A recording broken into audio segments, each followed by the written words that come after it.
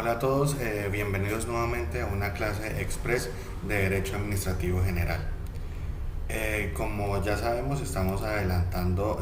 lo referente al tema del caso Petro Urrego versus Colombia en relación a la sentencia del 8 de julio del 2020 proferida por la Corte Interamericana de Derechos Humanos.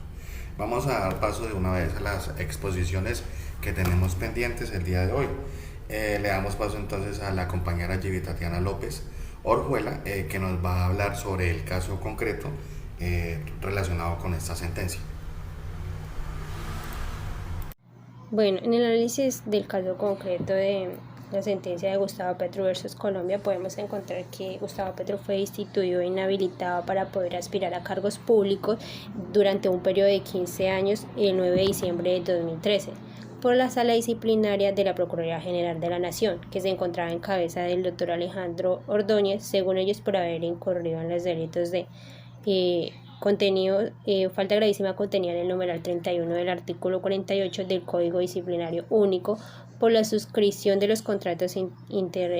interadministrativos 017 del 11 de octubre de 2012 y el 809 del 4 de diciembre. Por otro lado, también una falta gravísima contenida en el numeral 60 del artículo 48 del mismo Código por la expedición del decreto 564 del 10 de diciembre del 2011. Y por último, una falta gravísima contenida en el numeral 60 del artículo 48 del referido Código por la adopción del decreto 570 del 14 de diciembre de 2012. Bueno,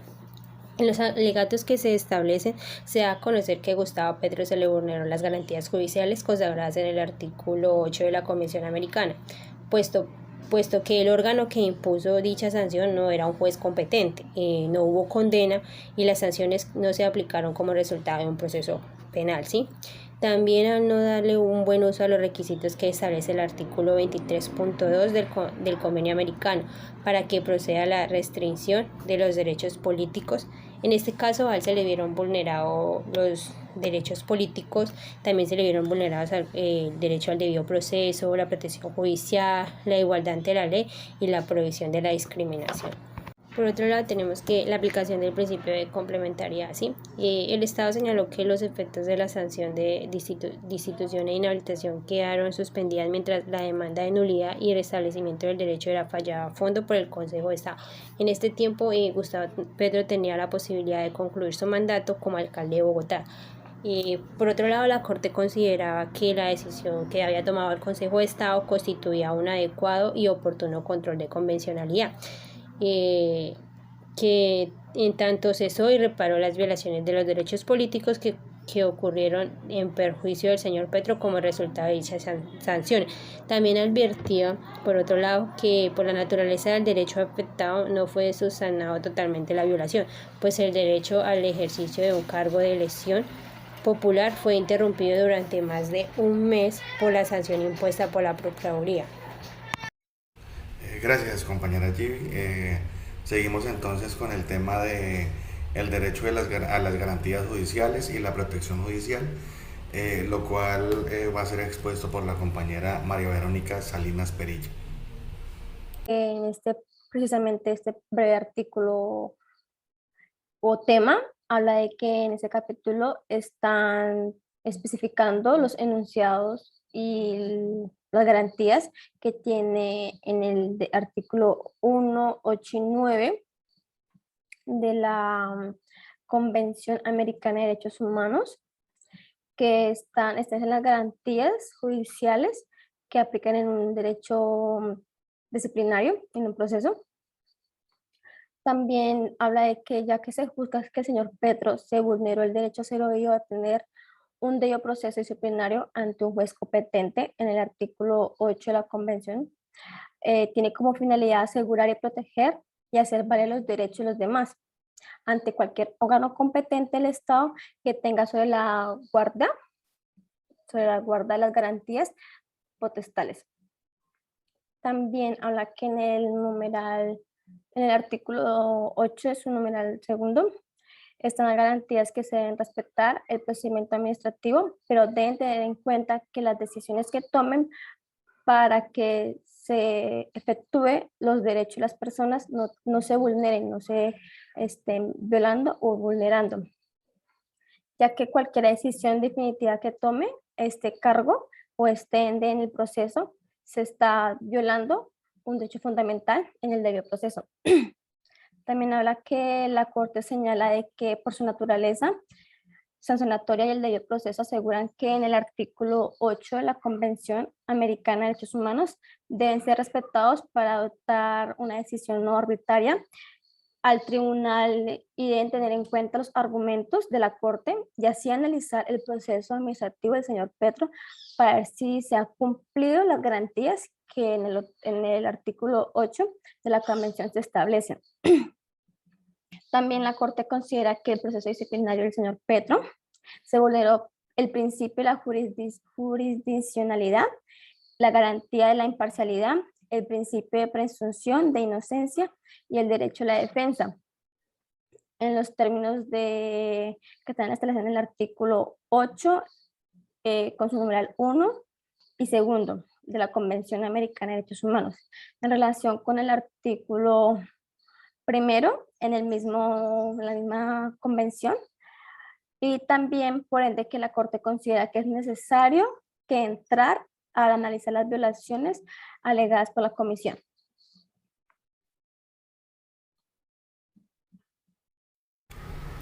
Ahora bien, en relación a las conclusiones de esta sentencia de la Corte Interamericana, tenemos que para llegar a esta decisión se analizaron los siguientes temas. En primer lugar, la alegada violación a los derechos políticos del señor Petro Urrego. En segundo punto, tenemos la alegada violación de las garantías judiciales y la protección judicial. Y por último y tercer punto, la alegada violación al derecho a la integridad personal. En primer lugar, pues tenemos que los derechos políticos del señor Petro Urrego, según la Corte Interamericana, sí fueron soslayados por esta sanción de destitución e inhabilitación impuesta por la Procuraduría el 9 de diciembre del año 2013 y que fue confirmada el 3 de enero del 2014. Aquí este tribunal reiteró que a pesar de que el Consejo de Estado declaró la nulidad de la sanción de la Procuraduría y ordenó el pago de los salarios dejados de percibir, como también pues la desanotación de esa sanción, no reparó integralmente el daño que se le ocasionó al señor Petro Urrego con este injusto, con este hecho ilícito. Bueno, en relación a los derechos de las garantías judiciales, la Corte concluyó que el proceso disciplinario seguido no respetó la garantía de la imparcialidad ni el principio de presunción de inocencia, pues el diseño del proceso implicó que esta sala disciplinaria fuera la encargada de emitir un pliego de cargos y al mismo tiempo juzgar sobre la procedencia de los mismos, como quien dice, fue juez y parte. Para finalizar, dentro de las conclusiones y último punto que se tuvo en cuenta para llegar a esta decisión, tenemos el derecho a la integridad personal. La Corte Interamericana recordó la mera amenaza de que ocurra una conducta prohibida por el artículo 5 de esta convención, cuando sea suficientemente real e inminente, puede en sí misma estar en conflicto con el derecho a la integridad personal. De igual manera, puntualizó que crear una situación amenazante o amenazar a un individuo con quitarle la vida puede constituir en algunas circunstancias al menos de un tratamiento inhumano, se puede considerar como tortura. Recordemos que en nuestra Constitución tenemos como derecho fundamental la dignidad humana, no estamos sujetos a ningún tipo de presión ni de tortura inhumana, ningún trato inhumano en relación a eso, con la dignidad humana. Estos en sí fueron los puntos que tuvo en cuenta la Corte Interamericana y con los que concluyó con la decisión que ya conocemos. Para finalizar, y en relación a las reparaciones, vamos a darle paso a la compañera Karen Juliet Rondón Pérez, que nos va a tratar este tema. Bueno, muy buenos días. Y para terminar con lo dicho de mis compañeras y mi profesor, yo les voy a hablar sobre la parte lesionada de esta sentencia. Sobre la base de lo dispuesto pues en el artículo 63.1 de la Convención Americana, la Corte pues ha indicado que toda violación de una obligación internacional que haya producido daño comporta el deber de repararlo adecuadamente,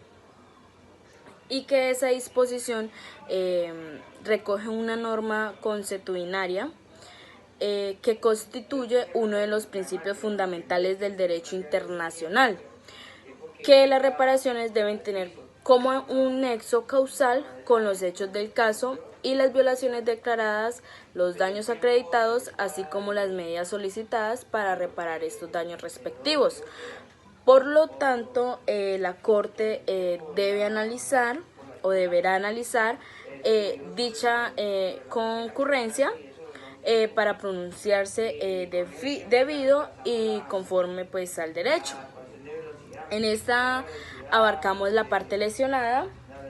la cual la parte lesionada la considera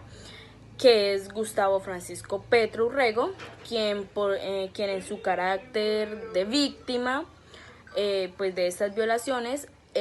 abarcamos el tema de la modalidad de cumplimiento de pago ordenada, el cual el Estado deberá efectuar el pago de las indemnizaciones por concepto de daño inmaterial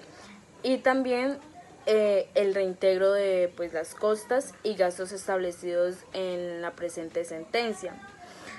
También pues en el caso de el beneficiario que haya pues fallecido o fallezca antes de que se le haga la entrega cantidad pues respectiva, esta se entrega directamente a sus derechos habientes conforme al derecho interno aplicable. Tenemos otras más modalidades también, como otra que es en caso de que el Estado incurriera en mora, deberá pagar un interés sobre la cantidad adeudada correspondiente al interés pues bancario moratorio pues de la República de Colombia. Con esto pues termino, espero les haya gustado y muchas gracias.